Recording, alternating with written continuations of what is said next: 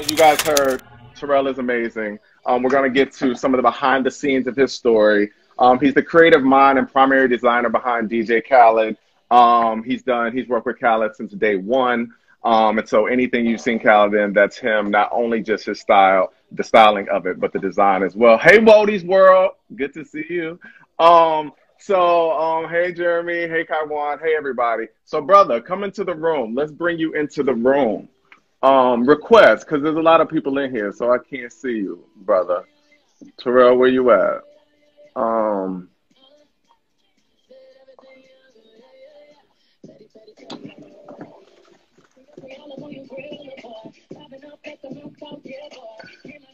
Where you at, Rels? Come into the room. The people are waiting for you. Did you get it? What's up, brother? I'm in the room. Wait, but you sideways in the room. Hold Fix on. yourself.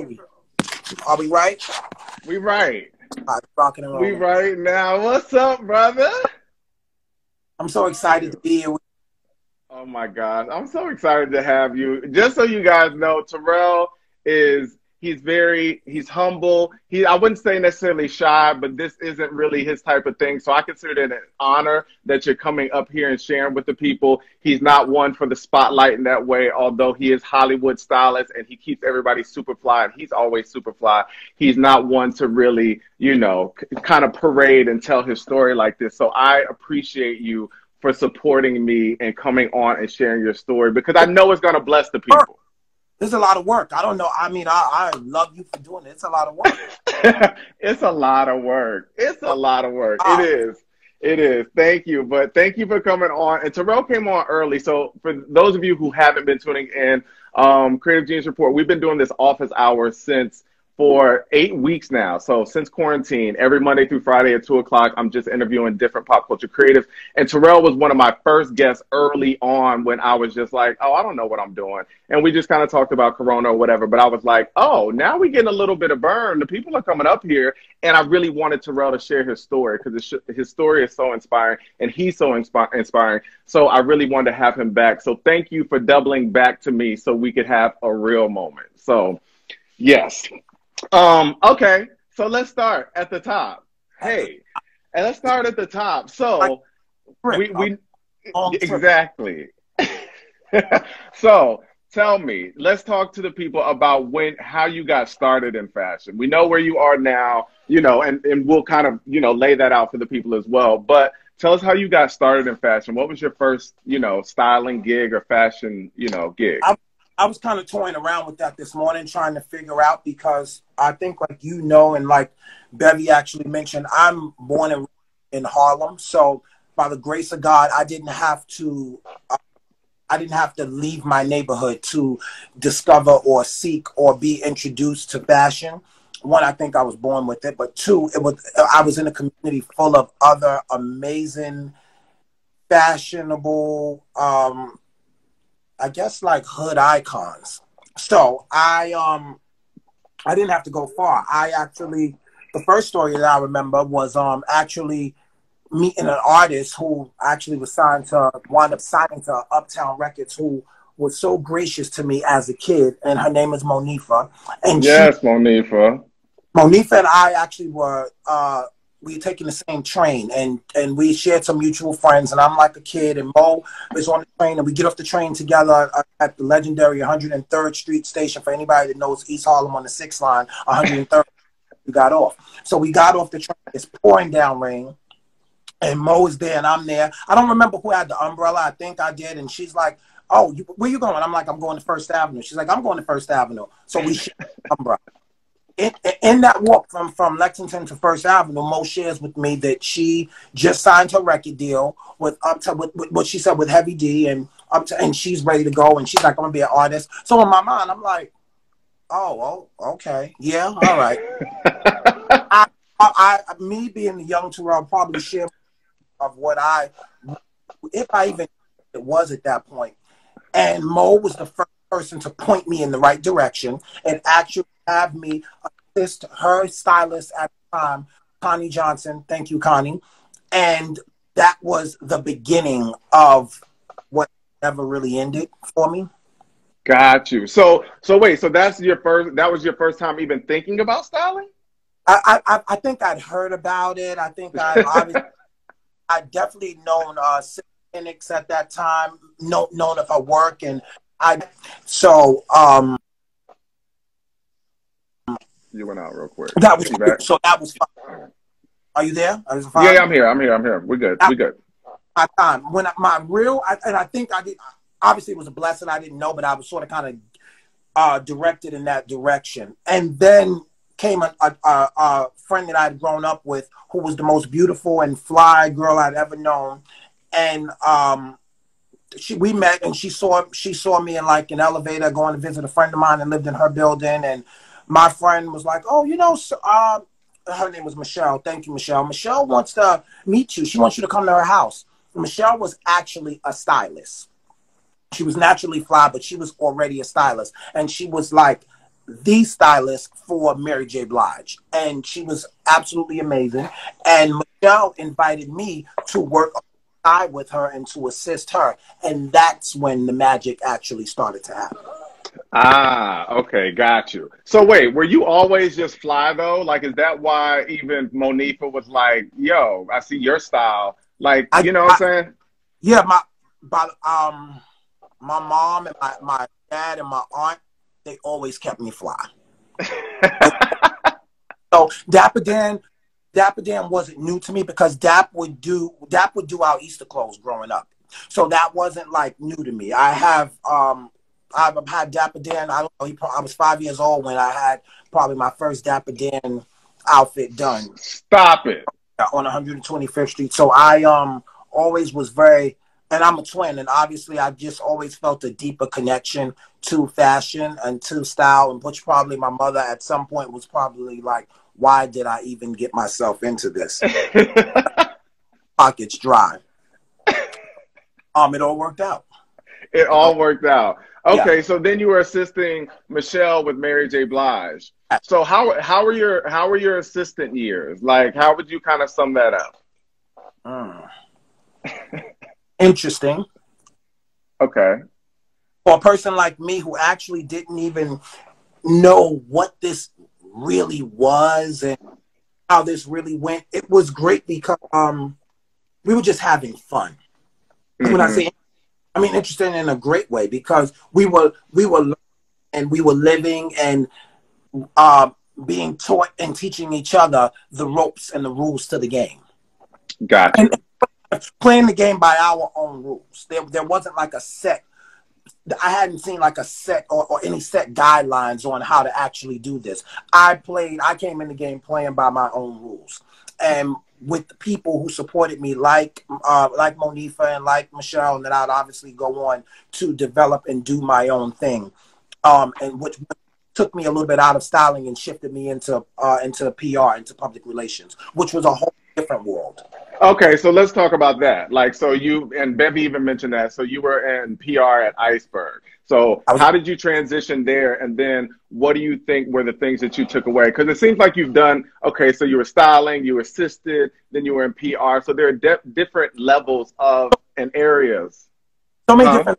I knew I loved fashion, but I wasn't sure. Even as a kid, my sister and I went and got a job at the Gap because I thought like, I want to do this. And then I got there, and like 3 days afterwards, I was like, I don't want to do it. I don't want to sell clothes. That's not my ministry.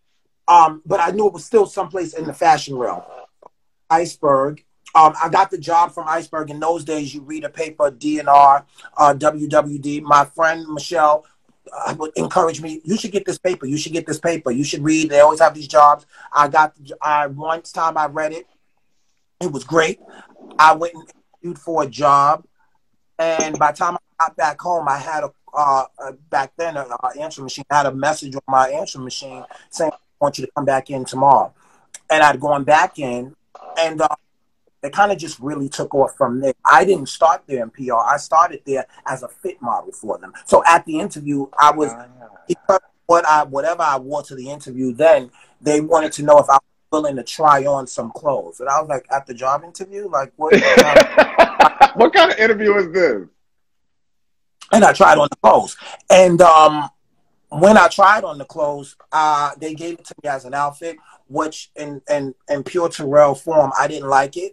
So I mixed it up and flipped it. There was a buyer there. There was a pretty big buyer. And when I'd come out, the woman interviewing me was looking at me, was like, oh, I never put that together. And that actually isn't going to, that's not going to be produced. And I was like, oh, she was like, I was like, yeah, but this is how I would do it. And produced for the collection, and they wind up selling it each and every time a buyer came in to the to do the buys. Yes. So I started out as their fit model. From their fit model, I transitioned into PR because I guess that was just my natural. I'd had some history, some knowledge of how clothes and a celebrity work and the press that you get from that. So I sort of kind of put them all together, and it went from there. And there I actually just was able to meet. And I think that's when my actual real career in celebrity wardrobing and styling and design actually began. And from that point. From at Iceberg once you left there, or when you were there? While I was there, I also started to do my own thing because doing handling the PR and building the relationships and the contacts with, back then it was straight us and people at record labels. Before I actually really dealt with actual stylists, it was me and record label people I met, and another. We'll get all these great people who God has blessed me with, because I'm a true believer of having, we don't make it here by ourselves. We don't do any of this alone. If you're fortunate enough, God will bless you with someone who has the light, and they'll see the light in you, and they'll share the light, and they'll usher you in. Obviously, I've gotten there, and very early in my career, I met this amazing woman who still does the most amazing things, Joy Brown Pitts over at Atlantic. And hey, Joy. Artist, and she said, I have this, I think you can dress him. And I was like, oh, okay. She's like, yeah, we just need him. He's coming from Jamaica, and we need him to look very American. And I think you can do it. I think you can do it. It happened to be Sean Paul, and Joy allowed me to actually shape and mold the image of Sean Paul. I want to say probably the biggest years of his actual career. Wow. Okay, so that was one of your first celebrity styling gigs. Doing it, and I actually worked both jobs and got paid for two jobs. So I was doing PR, and then after, and then in the midst or after that, I'd go and I'd schedule my fittings and go meet Sean and get him ready and go do that job. And it sort of kind of just worked out. That's amazing. So then how did you transition from when did you decide that it was time to leave Iceberg and then just do styling full out? When did that happen? I don't think I decided to leave Iceberg. After so many years of doing it and traveling back and forth to Milan, and the collection actually changing, and we did well in the time when there was considered urban fashion, and that was great. And when that actually started to sort of kind of fade, the business started to really fade. And after, I don't know, 6 years, I was laid off from Iceberg. Ah. Yeah, I was laid off from first person I called. I don't know. I think the very first person I called was Bevy. And I think I was calling for this really, well, we hadn't even gotten, let's just rewind before I leave Iceberg. Okay. During the I was blessed with so many great things, two specifically that actually stand out to me. Obviously, some Joy helping me really shape my career as a stylist and doing PR, because Joy was like, you can just do both. I mean, you can do both. Just get the clothes, do your job, and you can do both. And it was just so happy Sean loved Iceberg, so it always worked out. It all worked out. I'll give you this, I'll just give you that. So I did that. At the same time, I had taken this trip to a show called Magic Show, which Bevy told you guys about. And are you fuzzy on am I fuzzy to you? No. Am I fuzzy to you? Yeah, but I don't know if it's fine. It's fine. Am I fuzzy to y'all? Is he fuzzy to y'all? Or can y'all see us? I can see me and you good, brother. Okay, so it's perfect. Let's go. Okay. I took this Vegas, not even really knowing what I was going for, a trade show, whatever. My life was just like, I was, as Bevy calls it, a free spirit. I took this trip to Vegas. It was fine. Rolling by myself. I brought all my clothes. I went, I partied, I ate dinner. I'm going back to my hotel, minding my business. This beautiful, loud lady. I'm fuzzy, y'all. Wait, yeah, wait, hold on. You are fuzzy, Cedric. Okay, I don't like that. Hold on. I don't want to be fuzzy. My audio. Am I better? Brother, can you see me? Someone said fuzzy wuzzy. Am I still fuzzy wuzzy? Damn Instagram. I don't like it. Y'all good? We good? Terrell is okay. fine. Okay. All right. You know what? It ain't about me anyway. Look at him. If we can still talk, if y'all can hear us, that's fine. Go ahead, Rose. I'm Got sorry. to Vegas. We'll just speed this up. Got to Vegas. Bevy literally takes me under her wing. She literally tells me, "You're with me." You're like, she says, "You're with me now." And that's where the plane actually took off. And then my career was actually started. So at that point, I have joy in my pocket. And I met this amazing woman, Bevy, who I'm probably still recovering from the parties and dinners. We literally went out every night of the week. I'm talking about probably 3 a night. Yes. Bounce up every morning and hit it. And that's where I was encouraged to like bounce up and show up to work. So I do it mimicking Bevy because I'm like, this woman can do it. There's no damn way in the world that I'm like exhausted. And she was up and at it.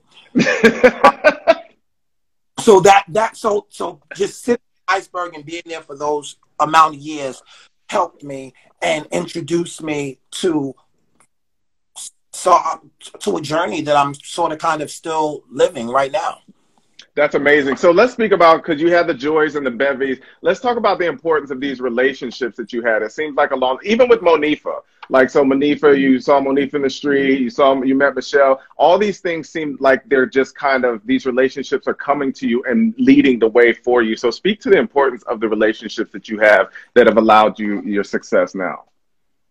I think just being yourself and being genuine and being pure, but also willing to do the work. So saying it is one thing, but then there's the action.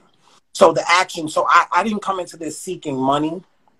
I didn't come into this seeking access or fame or any type of accolade. I just wanted to do the work. So appreciating the people who led me to the water, but then actually knowing what to do once I got there. And doing the work.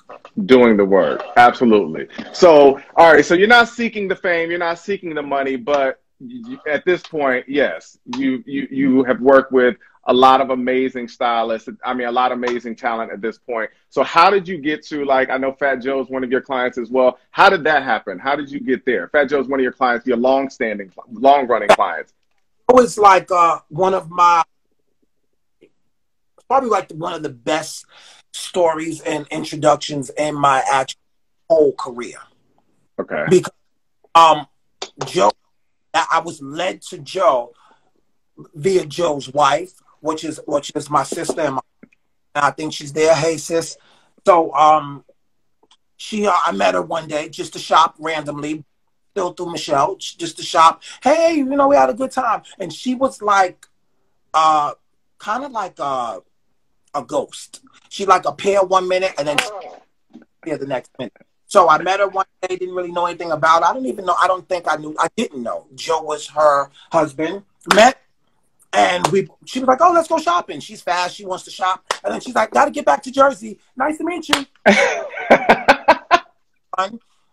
But we exchanged numbers, and she called me, and she's like, "Hey, what are you doing today?" and let's go shopping again. We went shopping again, and during that trip shopping, she said to me, you probably could dress big guys. And I was like, yeah, I think so. She was like, yeah, I want you to meet my husband. He's a big guy. And I dress him, but I'm tired of it. Maybe you can do it. And I was like, okay, fine. I mentioned who her husband was. Fast forward, he has a party. I'm like, oh, I'm going to go to this party. I'm going to meet him. At that party, I met Fat Joe, which was great. We been together ever since. Wow. And actually taking me along on a ride with him. And because of Joe, so it's just, my whole life has been like people. It's literally like a ride, or maybe like I don't know. It's like a ride where you just meet and pick people up along the way. And it's like Soul Train. Soul Train. So I got Joe now, and I've got Joe and Lorena and Joy and Bevy, and now Joe's like calls me at 3 o'clock one morning, and I answer the phone, and he's like, "Hey, I got somebody I want you to talk to. Somebody I want you to meet. This guy's gonna be really big. He's gonna be really big. He's gonna I'm telling you, he's gonna be big." And he passes the phone over, and it's Khaled, and I don't know who Khaled 3 is. o'clock in the morning.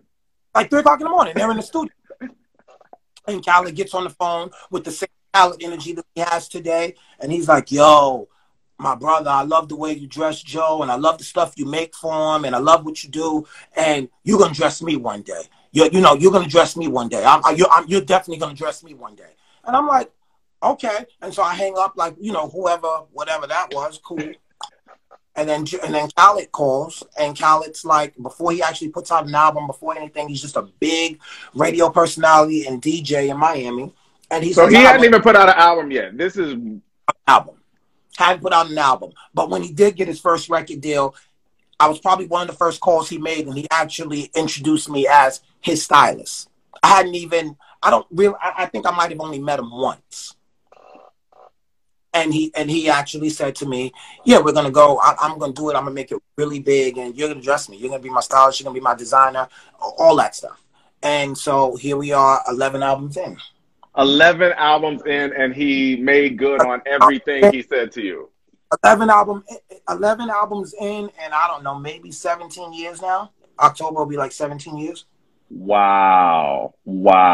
That's an amazing ride. Okay. And so it seems like with you as well, like, okay, so you have Fat Joe, who you still have an amazing relationship with, who you're still working with. You have Khaled. So, there are a lot of stylists out here who have a whole roster of clients. It seems like you are very particular about, and I know, along the way, I've even approached you about, oh, well, maybe style this person. You interested in this? You'd be like, I have no interest. So tell me about you and your thought process in terms of getting clients. You know what I'm saying?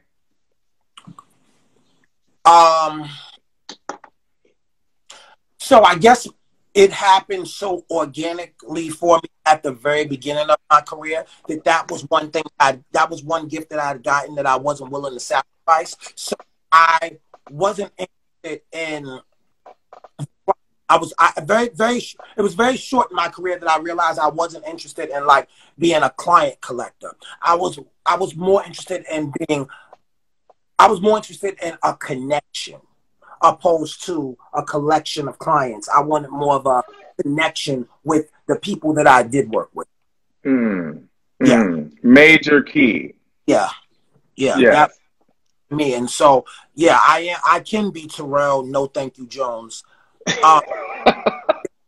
My madness, and there's a reason for that. Anyone that I work with, I have a very special connection with.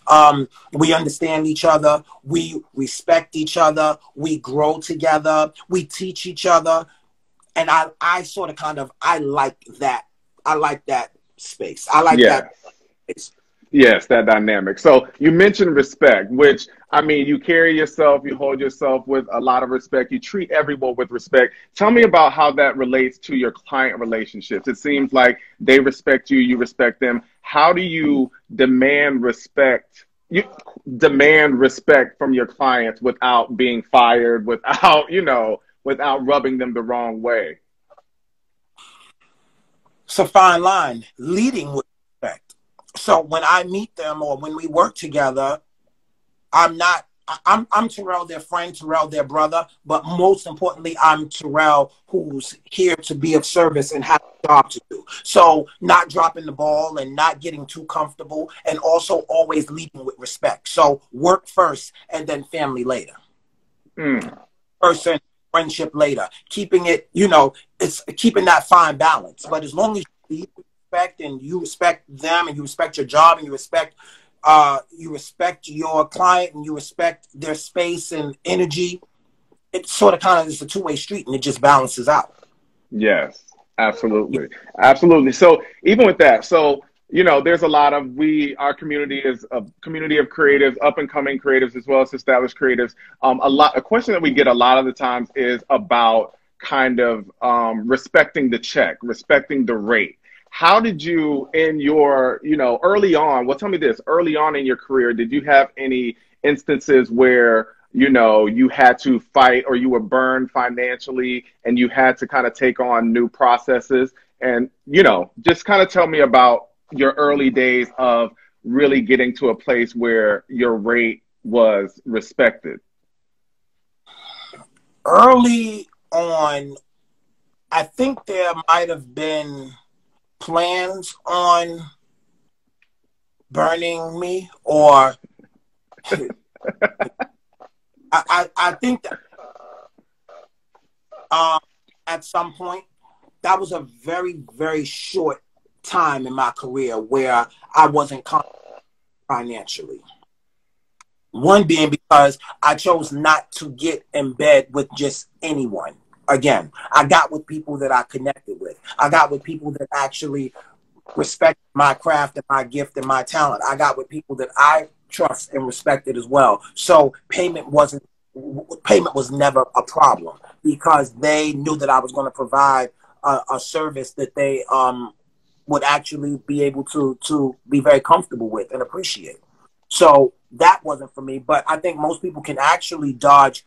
I think most people coming up into the game, I would advise them to maybe stop overextending yourself, and you have to really know yourself before you can actually present and sell yourself to someone else. I think people are way too fascinated in this industry for the wrong reasons. You're not in this because you want to work next to or with Beyonce or because you want to get the shine or have this many followers. No, you're actually in this because it's your purpose and it's your passion. And when you let those tools and spirits lead you, you will win. You will always be covered.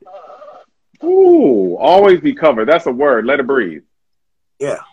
Ooh. All right. That's a word right there, brother. I love that. Okay. So, and then even speaking about that, have there been any clients along the way, like you work with, a variety of different clients and stars? Was there a dream client that you ever had, or when you get the opportunity to work with, especially coming up, because there's all these celebrities, and I know you're not one, you're not a fan like that. You just kind of don't come from that perspective. But when you got the opportunity to work with some of the people that you saw growing up, that they were superstars, what are the, what have you realized in terms of the challenges of working with some of those superstar clientele? Sometimes you make mistakes. Sometimes you make, sometimes you make mistakes.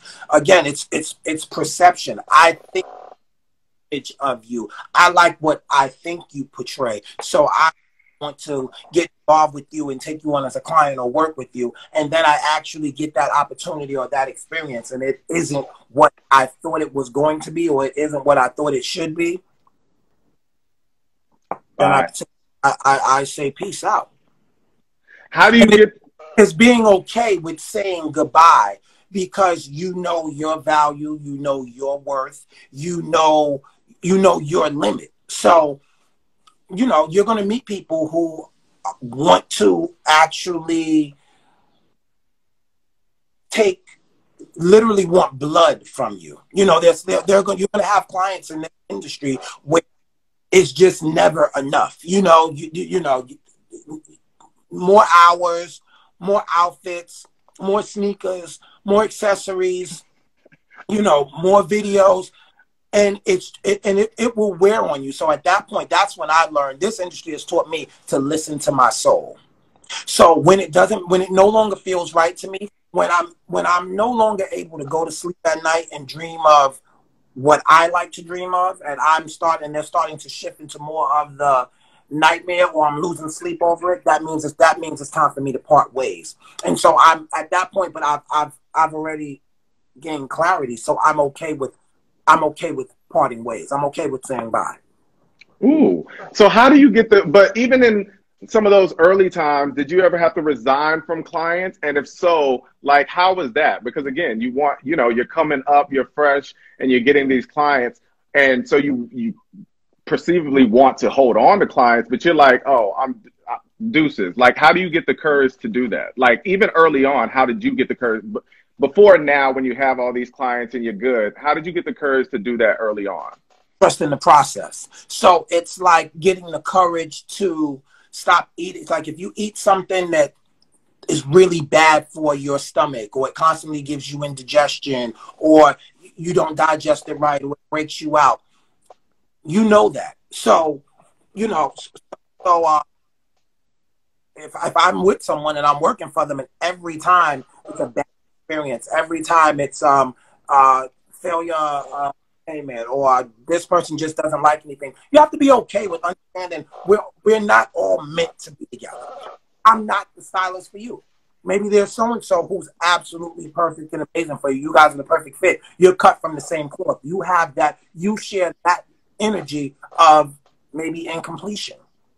Or so I'm clear. I'm cool with it. I'm not, but again, it's because I'm not in it. Now, if it were holding on to clients and counting checks or counting money at the same time, obviously I'd be a lot more tied into, gosh, so if I let go of this person, then I'm losing out on this amount of money. But that's never really my focus point. So if it's, it's happy. So if it's like client or happiness, I'm always going to choose happiness. Yes. Always choose happiness. Something that kind of came to mind when you were talking about that is kind of the idea of passion over profit, which is something I have like tattooed on me. Like I kind of believe it. I definitely believe in that. And so just kind of speak to that too. Like because I know, yeah, we call you money rails, you good. But I also know you're not driven by that either. You know what I'm saying? So speak to the idea of just, and other creatives too. And I think that's really important for creatives. Like, don't be driven by the money. Of course, get your coin, get your checks. Of course.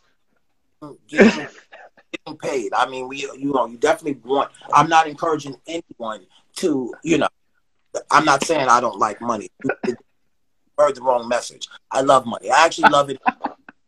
But follow passion, right? So if you always that in your mind, in the back of your mind, you will. That I think it'll help you to make wiser decisions in life. All the money. So these are just normal, everyday tools. Follow them.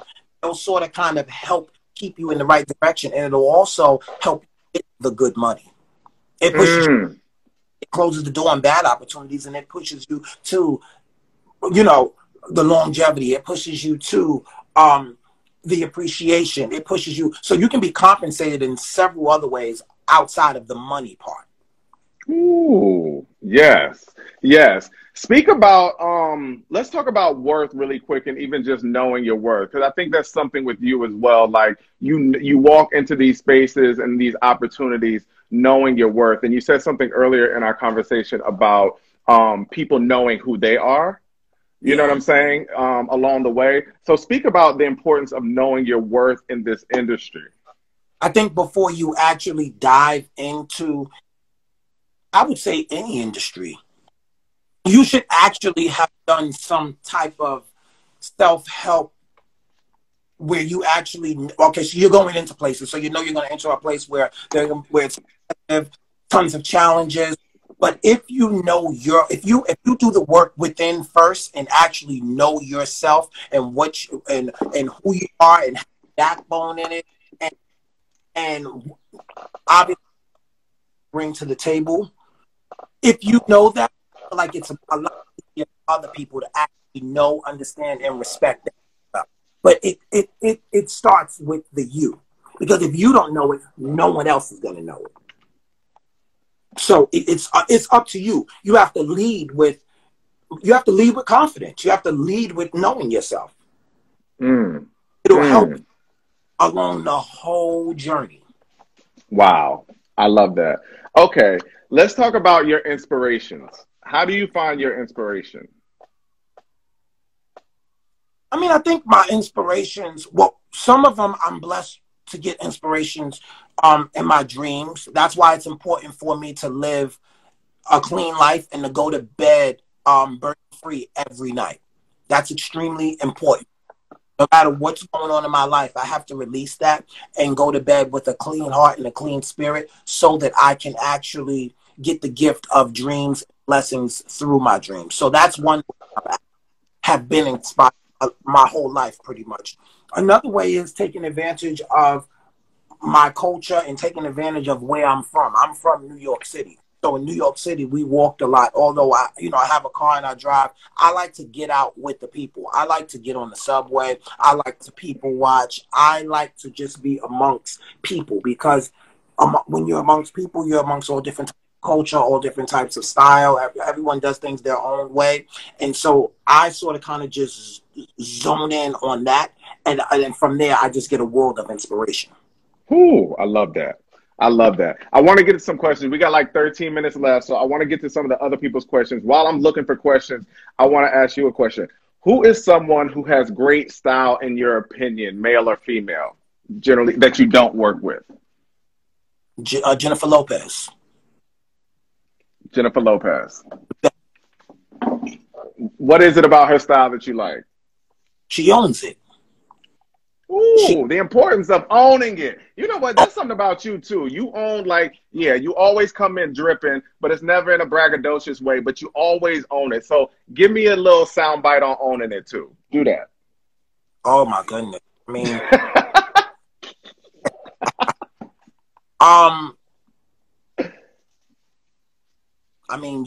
I don't know. I mean, the soundbite style, I mean, I think the only way you can actually have an exude style is to own.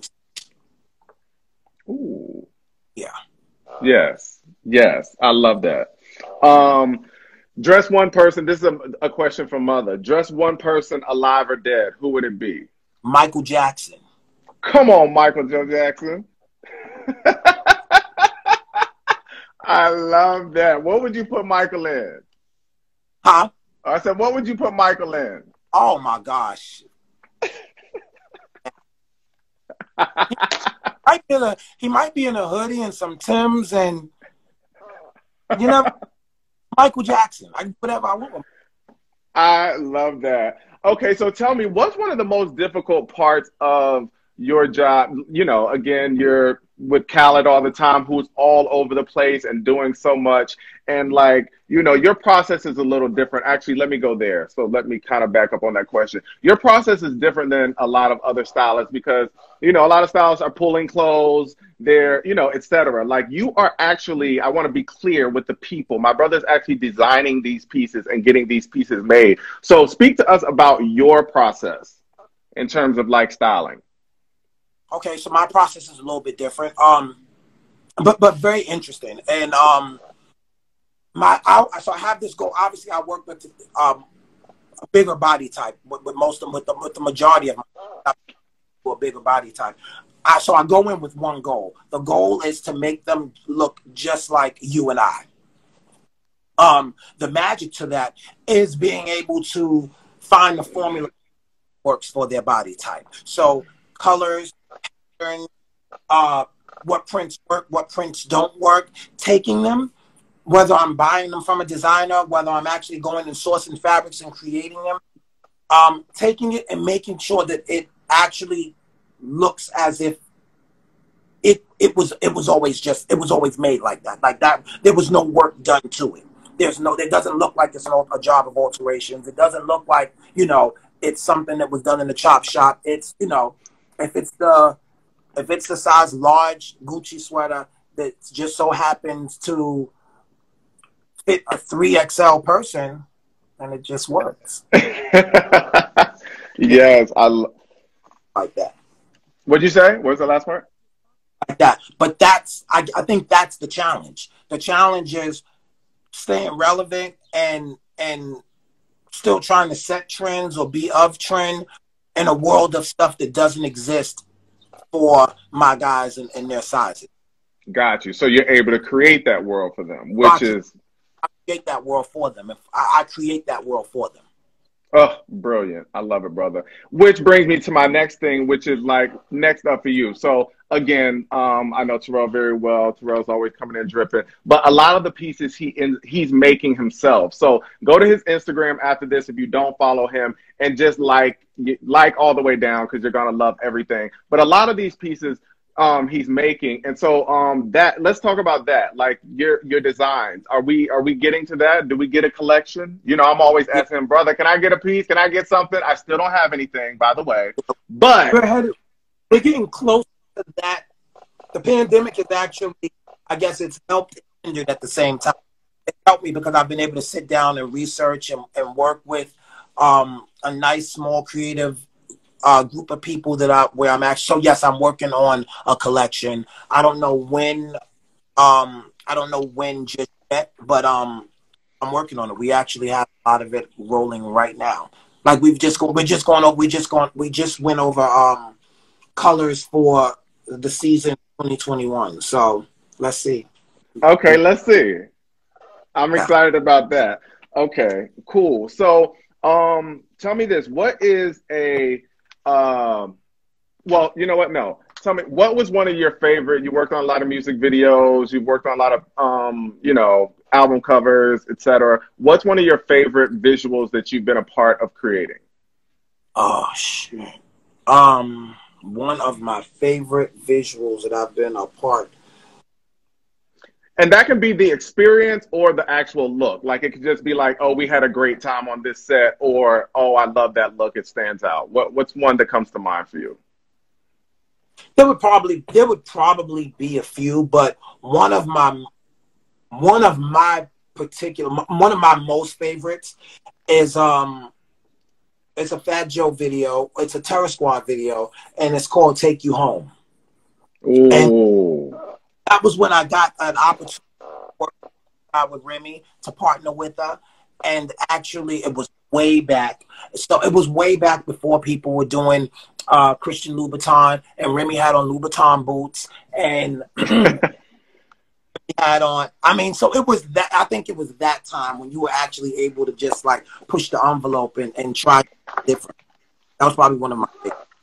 Got you. I love that. Okay, brother, we are going to do a quick game of either or and word association. You ready?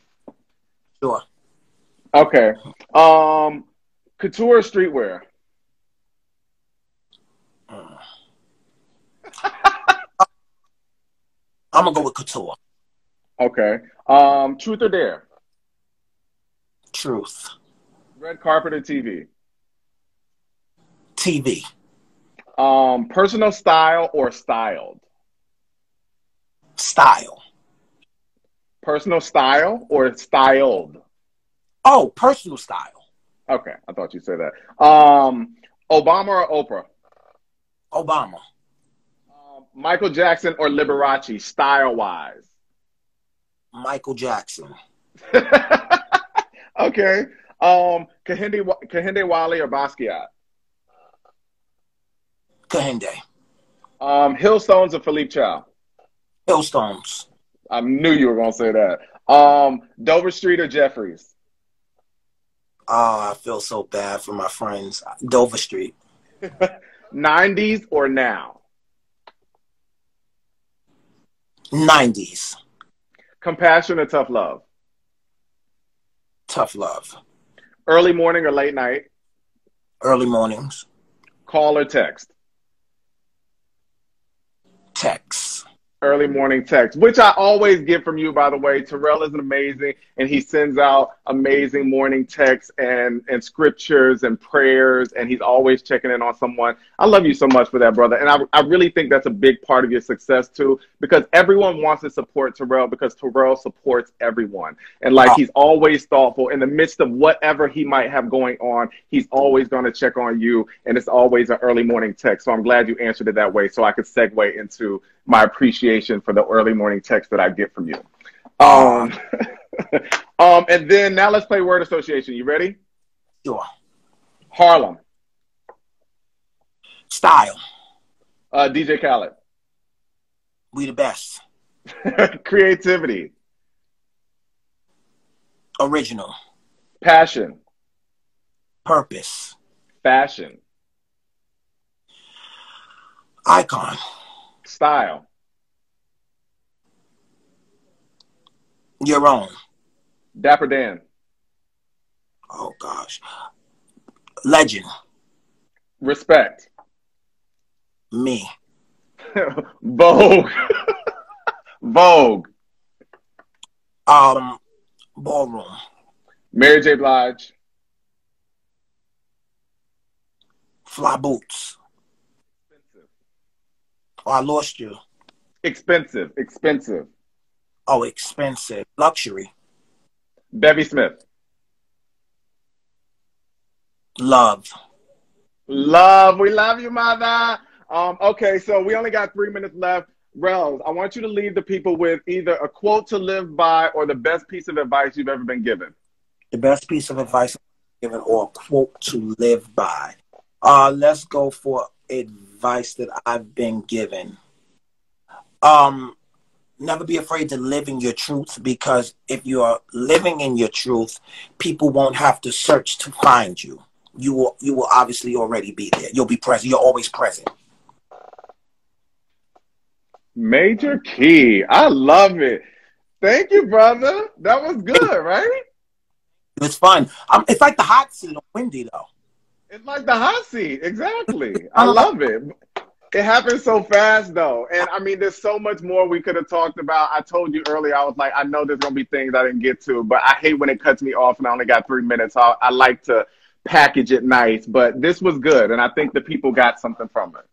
It was fun. I enjoyed it. I want to say to you, I want to say thank you for actually building this platform, for being original, because a lot of times people behind the scenes don't really get to spotlight the truth of what it actually really is to live this life. Like, it's really a job. It's like, I want people to understand it's not really like fun and shiny, and I still carry a lot of bags. Yeah, I do have an assistant when I choose to, or, I need a bunch, but I still actually get out and do it. I source my own fabrics. I pick out everything. I steam stuff when necessary. It's a job, So at least if you're actually able to operate and do it from a place with love, that's where it actually matters, because it doesn't feel like work. But I do want people to know it's work.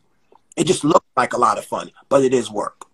It's work. And do the work, kids. Do the work, like Relish. And then you can be Money Rels. Maybe. Doubt it. Rel, I love you so much, brother. Oh, Thank you. Much. Of course. I love you. Talk to you later. Bye. Thank you guys for tuning in. Okay, so that was lit. Terrell is everything, as you can see. Go follow him, like everything. He's so fly. He's so amazing. You can hear, you heard that. Tomorrow I have Danae on. Danae is an amazing dancer, also from Harlem, repping Harlem.